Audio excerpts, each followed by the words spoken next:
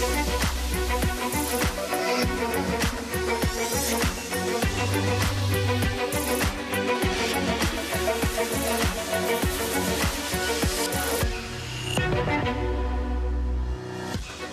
morning. It is Wednesday, the 28th of January. I'm Maeve McMahon, and this is Europe Today, your daily dose of European news and analysis, live here on Euronews. Coming up, EU leaders are pumped with adrenaline and exhaustion after their successful stay in India this week. Brussels and New Delhi signed a historic deal that will cut tariffs on numerous products from steel to plastics. To enter into force, the deal must get the nod from EU member states, the European Parliament and the Indian Cabinet. But the EU will keep tariffs on beef and chicken as a gesture to European farming communities. Euronews' EU editor, Maria Tadeo, was one of the few European journalists on the ground in Delhi and sent us this report.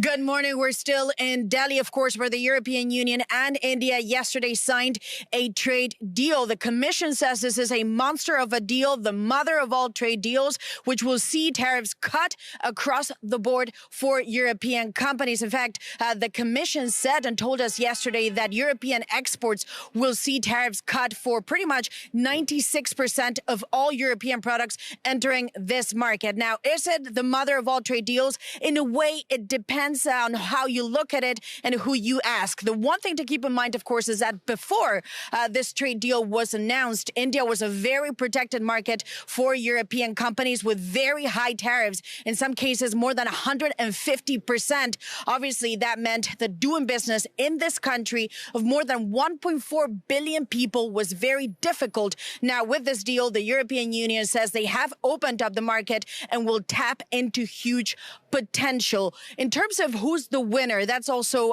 important. We have to look at the breakdown, the machineries components, where tariffs used to be as high as 44%. They will now go down to 0. The same will apply for equipment. When you look at some of the European staples like pasta, olive oil, obviously a lot of this has to do with the brand of made in Europe. They will also go down to 0. And when you look at cars, and this is a very sensitive industry for the European economy and in particular for Germany, they will gradually go down to about 30% and possibly in some cases, some specific models to 10% with a quota. The Europeans insist the value and the goal of this deal was to open up the market, and they believe they have done so with this FTA. Now, on that note, yesterday I spoke with the president of the European Council, António Costą, after the deal was signed, and he also told us beyond the trade and beyond business, this is a deal of high political importance at a time of very difficult and complex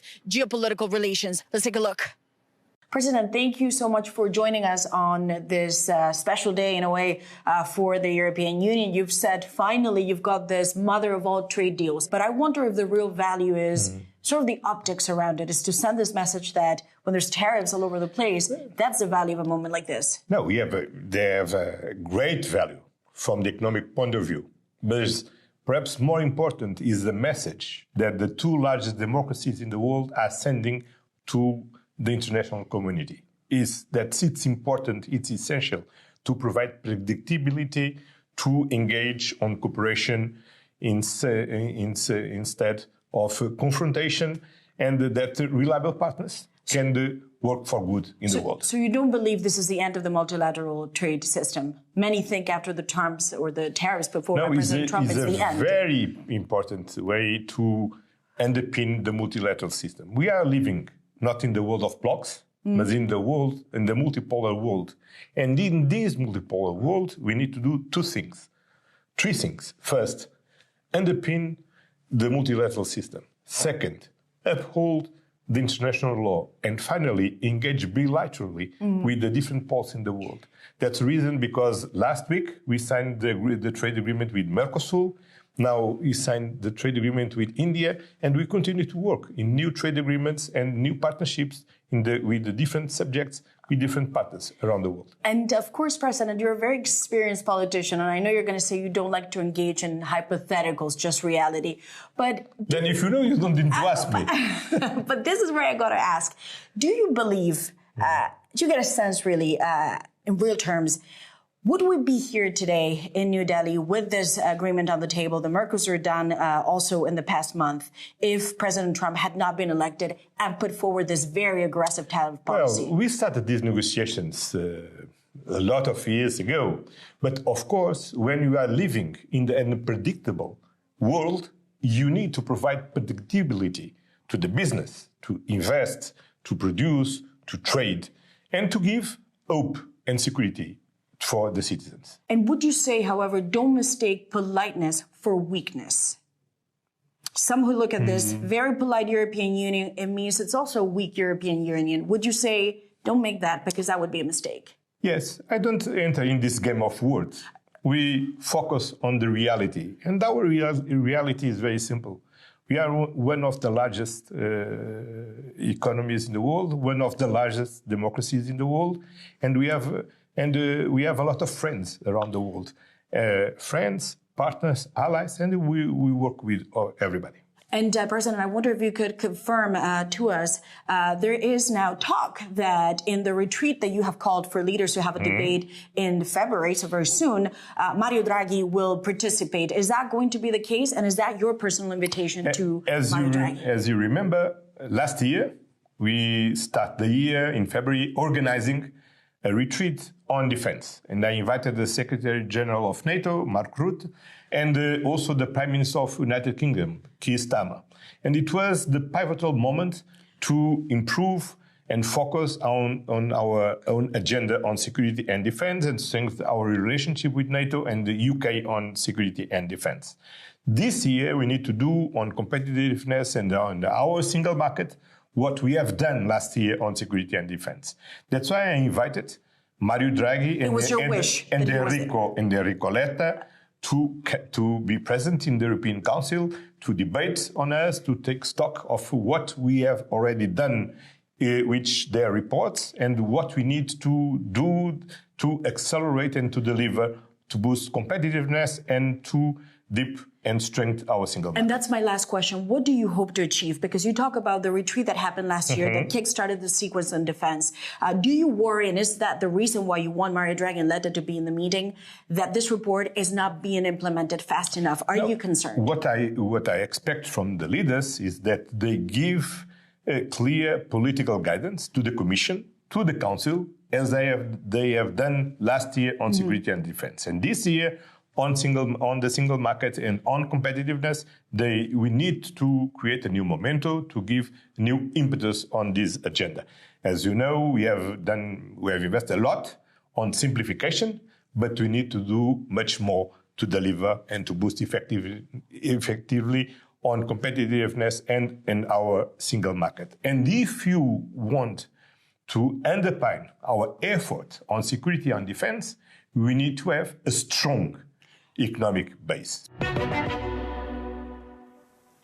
Maria Tadeo, our news editor, EU news editor, speaking there exclusively to the European Council President António Costão in New Delhi. And back in Brussels, European lawmakers have started examining the small print of that EU-India deal that they will be asked to ratify. Our Jakob Yanis also read it thoroughly, so you don't have to. Here's his summary. Do you have a spare pen? Yesterday, the EU signed a historic trade deal with India that Ursula von der Leyen calls the mother of all deals. Why, you ask? Because with Trump in the White House and the European relations with China being complicated, Brussels needs new friends, and it needs them fast. Right now, the EU is actually India's biggest trading partner, if you count it as a bloc, trading about 100 billion euros a year. And the goal is to double that by 2032. And that's a lot of euros. If you live in Mumbai, get ready for cheaper European cars, wines and machinery. And if you live in Europe, expect cheaper electronics, textiles and medicines. And India also needs green energy and waste management. That is exactly what European companies are good at. So expect to see more European tech in Indian water plants soon. But not everyone is invited to the party. Beef, chicken, sugar and rice stay protected. And the reason is simple. After the recent Mercosur negotiations, nobody wanted to risk a riot. You could say that food fights are officially cancelled. At full potential, this creates a market of 2 billion people. That is almost a quarter of the world's GDP. And Brussels calls it the most ambitious deal India has ever signed. And it seems the EU needs that win. Do you remember that EU-US trade deal von der Leyen and Trump struck at his Scottish golf course last summer? It is now facing further delays. MEPs just postponed the vote on it again. So while Washington waits, Delhi trades. A new reporter has got a Hindi lesson in 5 minutes, so namaste.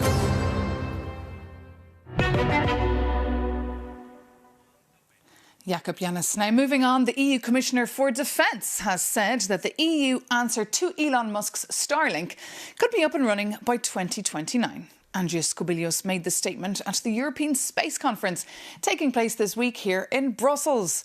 To hear what else is under discussion at the annual event, we can cross now over to Euronews' Sasha Vakalina, who's joined by Joseph Aschbacher. That's the Director General of the European Space Agency. Good morning, Sasha. Good morning, Maeve. Yes, indeed, we are here with the Director General of the European Space Agency, Dr. Joseph Aschbacher. Thank you very much for being here.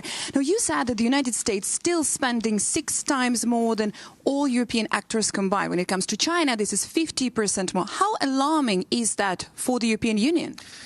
It is very alarming because what on one side, and I really would like to say Europe has excellent capabilities. Our industry is among the best in the world. Our engineers, our scientists are really top class. So this is the good news.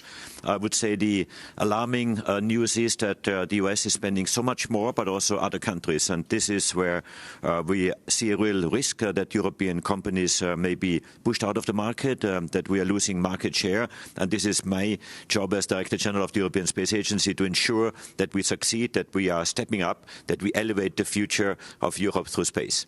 How can we step up? How can we speed this up and also to challenge and to catch up with the dominance of SpaceX? Do we have our own European Elon Musk here in Europe? We have many very gifted and very talented entrepreneurs. I've just met yesterday quite a couple of them. So there really are, I would call it, the little Elon Musks that we have in Europe. They have the ingredients, they have the capacity, they have the technology, they have the companies. But yes, what we have to do from the public sector, that's the European Space Agency, the European Commission, to make sure that we have a framework where we can support them. We can provide the funding, the guarantee that we are buying their services and their products, which we stimulate through our framework and technology developments. Yes, we can do it, but we have to step up. Thank you very much. The Director General of the European Space Agency, Joseph Aschbacher, thank you. Thank you so much. Thank you so much, Sasha Vakalina there. And of course, to your guest, Joseph Aschbacher, if you are interested in the European Union's role in space and everything else that's being discussed there at that conference, do visit euronews.com or download our app. But that brings this edition of Europe Today to an end. Thank you so much for tuning in. We always love having your company. Always, you can reach out to us as well if you have any comments or points or stories that you would like us to cover. Our email address is europetoday@euronews.com. Thank you so much again for tuning in. See you soon here on Euronews.